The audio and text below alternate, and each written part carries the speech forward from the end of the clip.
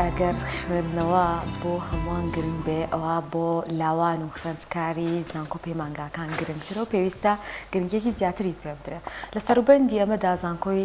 سۆران هەستاوە بەکارێکی جوانە، ئەویشکردنەوەی پێشەنگایەکی کتێبە بۆ ئەوی کا سوود بۆ خوێندکارانە بگەێنێت و بتوان چەندین کتێب بەدەست بهێن لەو پێشەنگایە بە ناونیشانی جیاواز و ئەمەش ببێتە هۆی ئەوی کە زیاتر گرنگی بە بابەتی خوێندنەوە بدرێت لە زانکۆکاندا. دەچینە لای میوانەکەمان زرێبار عەزیز بەرپرسی ڕاگەاندنی زانکۆی سۆران. کاک زرێبار سڵای خوات لێبێت، ئەم کاتت باش، سپاس بۆ ئامادەبوونت لەگەڵمان. دەستپێک دەپرسم کە باسێکی پێشەنگاکەمان بۆ بکەی لە کێیەکەوە دەستی پێکردو و کەی تاو دەبێت.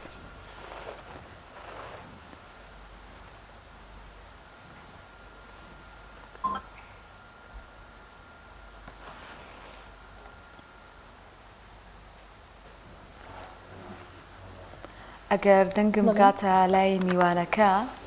کاک زرێبار پرسیاری ئەوم کرد کە باسێکمان لە پێشەنگاکە بۆ بکەی و بزانین لە کێکەوە دەستی پێکرد و کەی تاو دەبێت.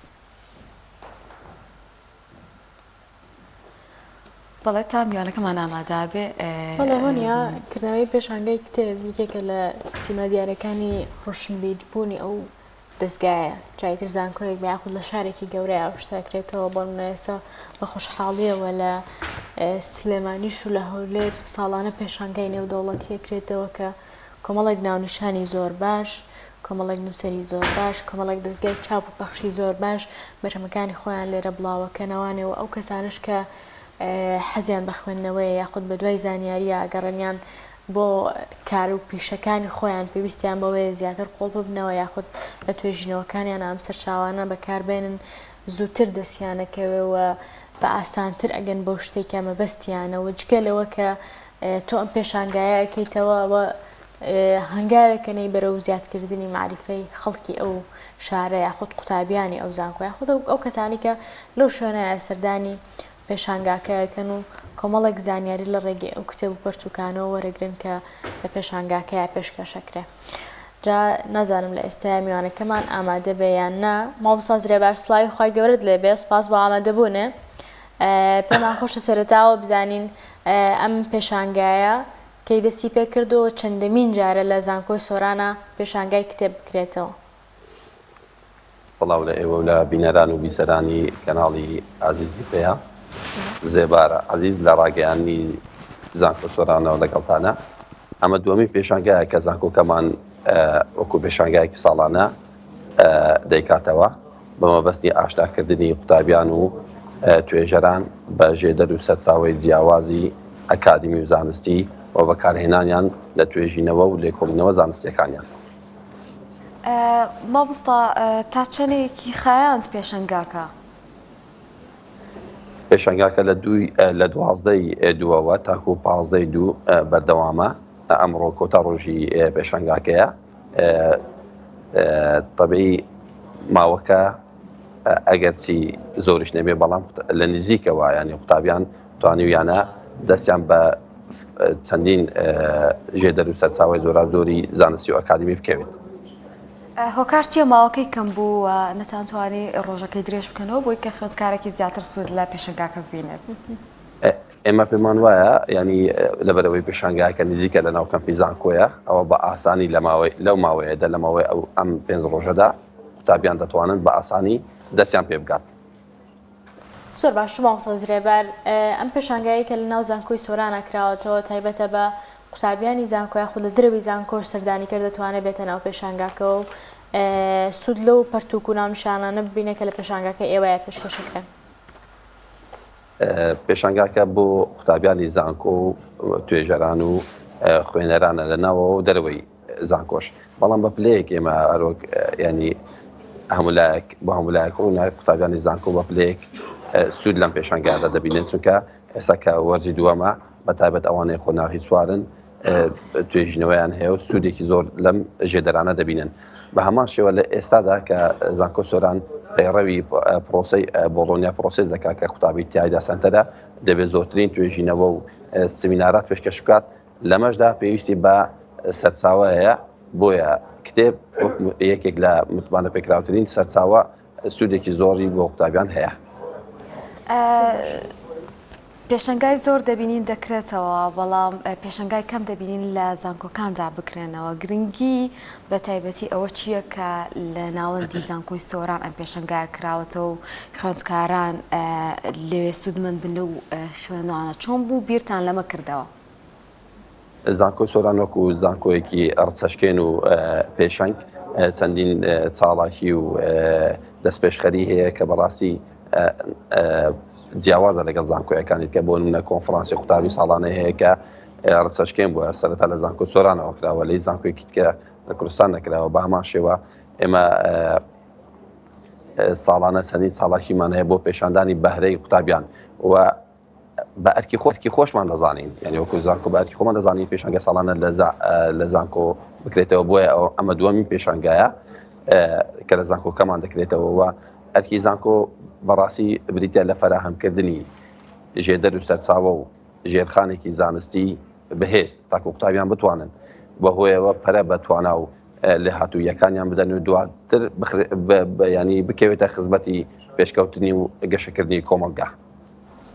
هەم سازرێبار ئەو ناونیشانانەی کە ئێوە عرضتان کردووە ناوە پێشانگایە لە چوبارێکە خۆی بینێتەوە ئایا هەموو ئەو بەشانەی کە لە ناو زانکۆکەی ئێوە هەن یاخودە کۆلێژانەی کە لە ناو زانکۆکەی ئێوەدا هەن دەتوانن سوود ببینن لەم ناونیشانانەی کە ئێوە لە پێشانگاکەیە بڵاوتان کردوتەوە؟ زانکۆ سۆران لە 5 فاکەڵتی و 25 بەشی زانستی پێکدێت لەگەڵ سنتەری توێژینەوەی زانستی کە سنتەرێکی پێشکەوتووی توێژینەوەی زانستیە با بڵێین چەندین تاقیگەی پێشکەوتوی زانستی تێدایە سەرجەم بەشە زانستیەکان دەتوانن سوود لەم سەرچاوانە وەربگرن ئەم پێشانگایە سەرچاوی ئینگلیزی و عەرەبی و کوردی تێدایە ڕەچاوی ئەو بەشانەش کراوە کە لە زانکۆکەمان هەن بۆ ئەوەی کتێبی و ناونیشانی شیاو لەگەڵ ئەم بەشانە گونجاو لەگەڵ ئەم بەشانە فەرهەم ببێ لەم پێشانگایەدا. هەمیشە لە پێشەنگاکاندا کۆمەڵێک بابەت هەیە تێدا هاوکاری خوێندکار دەکرێت لەوانە داشکاندن ئێوە توانیتانە هیچ هاوکارێکی خوێندکاران بکەن لە بواری داشکاندن و بە نرخێکی کەمتر سوود بەو خوێندکارانە بگەێنن کە لە زانکۆی سۆرانن؟ سەرەتا زانکۆ سۆران دەرفەتێکی گونجاو و یەکسان و چۆنیەکی لە بەردەم سەرجەم پەخشانگە و چاپەمەنیەکان ڕەخساندووە تاکو لێرە بەرهەمەکانیان نمایش بکەن لەگەڵەوەشدا ئازادی بە با بڵێین ناوەندەکانی بڵاوکردنەوە و بەخشانگەکان دراوە کە هەر یەکەی بە گوێرەی توانای خۆیان داشکاندن بۆ پەرتوکەکانیان بکەن بەلایانی کەمەوە 130 داشکاندن بۆ کتێبەکان کراوە لێرەدا. ئێوە بۆ دووەم جاران پێشانگایەکەنەوە پێتان وایە کردنەوەی پێشانگای کتێبە بێتە هۆی بەرزکردنەوەی ئاستی زانستی قوتابیانی زانکۆکەتان بە تایبەت لە ئێستاە کە دەنگۆ ئێوە هەیە لە سەرجەم ناوەندەکانی خوێندن ئاستی زانستی قوتابیان بەرەو دابەزی نەچێ؟ حتمما گومانەوەدانیە کتێب یەکێکە لە یارمەتی دەرهەرە باشەکان بۆ وشارکردنەوەی کۆمەڵگا و لە نێوشیاندا بەرزکردنەوەی ئاستی و شاری تاک بە تایبەت چینی ڕۆشنبیر و ئەکادمی و زانکۆ ئەرکێتی کە پێشانگە لەو زۆرە بکاتەوە بە مەبەستی پەرەپێدانی توانایی توێژەران و قوتابیانیان ئێمە پێمان وایە لە زانکۆ سۆران ینی قوتابیانمان لە ئاسێکی بەرزدان لە توانای ئەکادمی و زانستی و ساڵانەش ئێمە بەکو ئەڵێ بە ئەم توانایە و ئەم بەرهەمە زانستیانی قوتابی و توێژەرانمان لە باڵین لە پێگەی زانکۆکەمان لەسەر ئاسی زانکۆکانی کوردستان ڕەنگ دەداتەوە. واستی خوێندکاران و بەشداروانی پێشەنگاکە چۆن بوو لەسەر پێشەنگاکە؟ ئایا بەدەمەوە هاتوونێکی باش هەبوو بۆ پێی کە ئێوە هەم داشکانتان کردووە هەمیش کۆمەڵێک ناونیشان و کتێبی باشتان لێو کۆ کردوتەوە ئەمە بۆتە جێی دڵخۆشی بۆ ئەوی کە خوێندکاران بتوان بیکەن بەسەر چاوێکی زانستی سوود لەو ناونیشان و کتێباندا ببینن کە لە پێشەنگاکەدا نمایش کراوە؟ بەشداریەکی کارای خوێنەران لەم پێشانگانەدا هەبووە چ لە ناوەوەی زانکۆ لە دەرەوەی زانکۆ ڕێژەیەکی زۆر لە سەردانی کەڕەن لە دەرەوەی زانکۆ هاتوون بەشداریان لە پێشانگادا کردووە بە هەمان شێوە قوتابیانمان لە زانکۆی سۆران و هەروەها تەنانەت قوتابخانەکانی سنووری ئیدارەی سەربەخۆی سۆرانش زۆرێکیان بە ستافی ئیداری و قوتابیانیانەوە سەردانی ئەم پێشانگایان کردەوە بەشداریان تێدا کردەوە و پێی دڵخۆشن و پێیان وایە کردنەوەی پێشانگای لەم زۆرە ئەرکی ناوەندە ئەکادمی و زانستیەکانە لە نێویشاندا زانکۆ سۆران. مامۆستا زرێبار بەپێی ئەو ئامارانی کە گەر لە بەردەستانە بێت تا ئێستا بەپێی زانیاریەکانی ئێوە کەم جۆرەك پرتوکانن کە زۆرترین خواستیان لەسەر یاخود قوتابیان خواستیان بۆم جۆرە کتێبانە هەیە کامانن؟ وڵای ناتوانم ئامارێکی وەرد بدەم بەڵام بەڕاستی هەر بەشێکە و ینی قوتابی بە گوێرە توێژینەوەی خۆی ئێستا کتێبەکە ئەکڕێ بۆی سوودی لێ ببینێ بەڵام کتێبە ئەو کتێبانێکە پێویستم بە زانستە مرۆڤایەتیەکان زۆرترین فرۆشیان لەسەرە لەبەرەوەی قوتابی ئەو بەشانە زۆرن. بەوسا زرێبار هەمومان کاتێک خوێندکارین بەهۆی سەرقاڵیمان بە بابەتەکانی خوێندنەوە و ئەو بابەتانی کە دەیخوێنین لە خوێندندا کەمتر یعنی ڕەنگە گرنگی بەلایانی ڕۆشنبیری خوێندنەوە بین یاخود نەپەرژین. ئەمە تا چەندێک گرنگە ئەم جۆرە پێشەنگایانە بۆ ئەوی کە ئاستی ڕۆشنبیری قوتابی بەرز بکاتەوە هاندانێک بێ بۆ ئەوی کە لە پاڵ خوێندنەکانە لە پاڵ ئەو بوارانی کە دەیخوێنن لە زانکۆی سۆراندا بتوانن گرنگێکی باش بە بوارەکانی تر بدەن و ڕۆشنبیری گشتیان هەبێت لە سەرجەم ئەو سەرچاوە و ناونیشانانەی کە لە پێشەنگاکەتە گرنگی پێدراوە و هێنراوە بۆ ئەوی کە خوێندکاران سوودی لێ ببینن. طبعی لە زانکۆ سۆران لە سای پێڕەوکردنی بۆڵۆنیا پرۆسس قوتابی سەنتەرە بۆیە زۆرترین ئەرێک دەکەوێتە سەر قوتابی چ لە ڕووی پێشکەشکردنی سیمینار بابەت پێشنیارکردن بۆ چارەسەری کێشەکان وهروە توێژینەوە ئەمەش واکە قوتابی ئەرکی زۆرتر بێت و زۆرتر خۆی ماندوو بکات. لەمەشدا پێویستی بە سەرچاوی متمانە پێکراوە کە ئێمە پێمان وایە کتێب باشترین مامۆستا و سەرچاوەیە کە قوتابیان دەبێت پشتی پێ ببەستن وهروە بەکاری بێنن لە توێژینەوەکانیاندا و بۆ بەرزکردنەوەی ئاسی ڕۆشنبیری و معریفیان. مامۆستا زرێبار ئێوە جگە لەکردنەوەی پێشانگا لە ناو زانکۆکەتانە چ پرۆگرامێکی تر جێبەجێیەکەن یاخود چۆن هەوڵدەن قوتابیانی زانکۆکەتان هەن بدەن بۆ ئەوەی کە زیاتر گرنگی بە خوێندنەوە بدەن یاخود لە بوارەکانی خۆیانە لەو ئیختصاسانەی کە بڕیار وایە لە زانکۆکە ئێوە وەری بگرن زیاتر قوڵ ببنەوە و زانیاری زیاتر بەدەست بێن؟ ئێمە لە ساڵانە لە زانکۆ سۆران چەندین کۆنفرانسی نێودەوڵەتی و هەرێمی و ناوخۆیی ئەەکەین ئێستا بۆ ئەم ساڵ زیاد لە 7 کۆنفرانسی ئازبەرزی نێودەوڵەتی بەڕێوەتی لە زانکۆ سۆران جگە لە سیمپۆزیۆم و ملتەقا و دیداری ناوخۆیی نێودەوڵەتی بۆ تاتوێکردنی پرسە گەرم و هەنووکەییەکان کە توێژەران چاڵاکانە بەشداریەکی کاریان تێدا دەبێت. ئەم کۆنفرانسانە بەشدار یارمەتی دەرێکی زۆرن بۆ بەرزکردنەوەی ئاستی زانستی و ئەکادمی قوتابیانمان و ئەم توێژینەوانەی لەو کۆنفرانسانەدا پێشکەش دەکرێن نیشانی گرفتەکان دەکەن و خاڵ دەخەنە سەرپیت بۆ چارەسەرکردنی کێشە گرفتەکان وهروە یارمەتی دەرێکی باشیشن بۆ قوتابیانمان بۆ نمونە لە سەردە فاکەڵتیەکان ئەمساڵ تا مانگینۆ 8 کۆنفرانسی ئازبەرزی نێودەوڵەتی بەڕێوە دەچێت کە بەڕاستی ئەمە ژمارەیە و پێم وانیە لە هیچ ناوەندێکی ئەکادمی و زانستی دیکەی کوردستانیانی بەو شێوە بەم گڕوتینە و بەم گیانە ینی کار بکرێت. لە ماوەی پێشەنگاکەتا و لە ناو پێشەنگاکەتە هیچ چالاکیەک شانبەشانی بەڕێوەچوونی پێشەنگاکە ئەنجام درا لەوانە سیمینار و کۆمەڵە چالاکی تر یاخود بیرتان لەوە کردوتەوە لە داهاتوودا کۆمەڵێک چالاکی تر بهێنە ناو پێشەنگاکە ئەگەر بڕیار بدەن بۆ ساڵەکانی تریش ئەم پێشەنگای ئەنجام بدەنەوە؟ بەڵاستی سیمینارات ئەوەندە زۆرە لە زانکۆ دوپاتێکەمەوە لەبەرەوەی پرۆسی بۆڵۆنیا پرۆسس ئێمە ناڵێن سیستەم پرۆسەیە قوتابی تێدا سەرتەرە ڕۆژانە یعنی وەکو ئەرێک سیمینار پێشکەشەکەن بۆیە ئێمە ویسمان زیاتر تەرکیز یعنی بیرمان کۆگیر بێ لەسەر پێشانگایەکە و قوتابیان بتوانن سوود لە سەرچاوەکان وەربگرن لابەلا بە شتێکی ترەوە سەرقاڵ نەبن. مامۆستا زرێبار وەکو زانکۆی سۆران لەگەڵ هیچ زانکۆیەکی تر پەیوەندیتان هەبووە لە کۆنتاکت هابوون بەوەی هەوڵ پێشانگای پەرتووکە گەورەتر و فراوانتر بکەن و کۆمەڵێک کەسی زیاتر و قوتابی زیاتر و زانکۆی زیاتر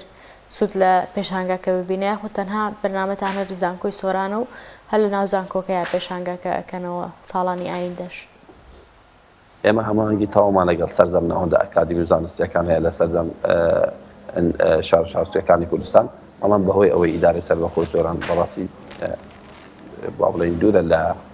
ناوەندی هەولێر و هەروەها سلێمانی و ئەوانە بۆیە سەختە مەسەڵەن تۆ لێرە پێشانگا بکەیەوە و لەوێ بتوانێت قوتابی بگوازیەوە. بۆیە ئێمە پێمان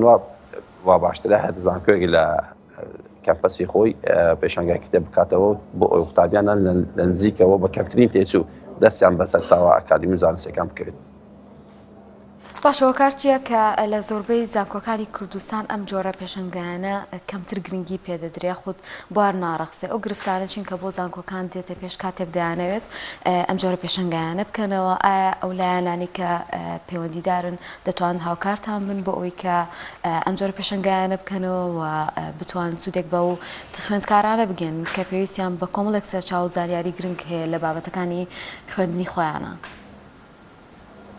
من لێرە ڕێ پێدراوم تەنها بە ناوی زانکۆ سۆرانەوە قسە بکەم بۆ ئەم پرسیارەکرێت لە زانکۆکانی دیکە خۆیان بکەن. ئێمە هیچ گرفتێکمان لەبەردەم نییە، تەواوی ئاسانکاریمان بۆ کراوە، تەواوی پاڵپشتیمان هەیە لە لانی با بڵێین حکومی واروە بەڕێز جەنابی سەرۆکی زانکۆ تەواوی پاڵپشتی خۆی دەربڕیوە بۆ هەر ساڵێکێکی ئەکادیمی زانستی لەم جۆرەکە لە زانکۆکەمان بەڕێوە بچێت. لە بیریشمان نەچێ ئێمە کتێبخانەی گشتی زانکۆ سۆرانمان هەیە کە زیاتر لە 10,000 ناونیشانی زۆری ئەکادیمی زانستی تێدایە، هەر لە توێژینەوەی ماستەر دکتۆرا و لە ژێدەرە زانستی و ئەکادمیەکانی تر بە چەندین زمان. مامۆستا زرێبەر وەکو زانکۆی سۆران ئەگەر باسی بارودۆخی زانکۆکەتان بکەین لە ئێستاە لە ڕانکینی زانکۆکانی کوردستانە زانکۆی سۆران لە چه ئاستێکایەوە ئێوە وەکو بەشی ڕاگەیاندن ئەتوان ئەوە بڵێن کە زانکۆی سۆرانێکێکە لە زانکۆ متمانە پێکراوەکانی کوردستان وە بۆ ساڵی ئایندە قوتابیانە پۆلی 12 تەواوکەن بە ئارەزوومەندانە و هەروە بە وەکوڵێ بە حەماستەوە داواکاری پێشکەش بکەن بۆ وەرگیران لە بەشەکانی ئەم زانکۆیە. ئێمە جیاواز لە زانکۆیەکانی دیکە ئەم ساڵ بۆ یەکەم جار لەسەر ئاسیا هەرێمی کوردستان هەفتەی ناسانی زانکۆمان ڕێخست کە هەفتەیەک سەردەم بەشە زانستیەکان کە لە 25 بەشی زانستی 5 فاکەڵتی زانکۆ سۆران پێک دێن هەفتەی ناساندنی زانکۆ سۆران بەڕێوەچوو یەک بۆ ماوە یەک هەفتە لە ناو کەمپەسی زانکۆ سۆران سەرجەم بەشەکان پێناسەیان شێوازی خوێندنیان و چ دەرفەتێکی کار دەخۆڵکەنێ بۆ بازار و چۆن دەرفەتی کار بۆ دەرچوانی دەدۆزێتەوە لە زانکۆ سۆران بەڕێوەچوو. زانکۆ سۆران یەکێکە لە زانکۆ ئازبەرسەکانی کوردستان کە بەپێی سەرجەم پێوەرە ئەکادیمی زانستیەکان بەڕاستی لە ماوەیەکی کورتی تەمەنی داتوانی دەستکەوتی مەزن بەدەستە خۆیەوە بێنێ. ئێستاش بە هەمان شێوە قوتابی زۆر ئازبەرزی لێ دەردەچێ و دەرفەتی کاریش بۆ زۆرێک لە دەرچوانی دەدۆزێتەوە. مامۆستا زرێبەر با ئەمە بکەمە کۆتا پرسیارم و باس لەوە بکەین کەەوە لە داهاتوودا چ کارێکی تر ئەنجام دەدەن و ئایا بەردەوام دەبن لەم پێشنگایانە و گەشتێکت مابێت و ئێمە ئاماژەمان پێ نەکردبێ لە کۆتاییە ئاماژەی پێ بدەیت؟ لە کۆتاییدا ئەمەوێ سوپاسی کەناڵە بەڕێزەکەتان بکەم بۆ گرنگیندانی تایبەت بەم ساڵاکیە و بە ساڵێکەکانی دیکەی زانکۆی سۆران. بەڕاستی ئێمە پێویستە وەکو ناوەندێکی ئەکادیمی زانستی بێلایەن سەیری ئەم ناوەندانە بکەین و مامەڵەیان لەگەڵ بکەین. ئێمە ئەومان لە کەناڵێک بەڕێزەکەتان بینیوە و لە وەکو دوای نوکتەش پێم خۆشە وەکو ڕاستکردنەوەیەک بکەم ناوم زرێبار نییە زێبارە و پێشانگای کتێبیش پێشانگایەکی ساڵانەیە بڕیار لێدراوە کە بەردەوام بێ. بۆیە بۆ ساڵی ئایندەش بە هەمان شێوە ئەم پێشانگای ئەکرێتەوە بە شێوەیەکی فراوانتر. هەر شاد و کامەران بن. زۆر سپاس بۆ ئامادەبوونە مامۆستای بەڕێز هیواداری سەرکەوتوو بن و ئەم هەوڵانە بەردەوام بێت و بە شازی پێشکەوتوتر لە زانکۆکەی بەڕێستان و سەرنجەم زانکۆکانی هەرێمی کوردستان بەگشتی. زۆر سپاس بۆ بەڕێز مامۆستا زرێبەر عەزیز بەرپرسی ڕاگەیاندنی زانکۆی سۆران لە سۆرانەوە لەگەڵمان بوو.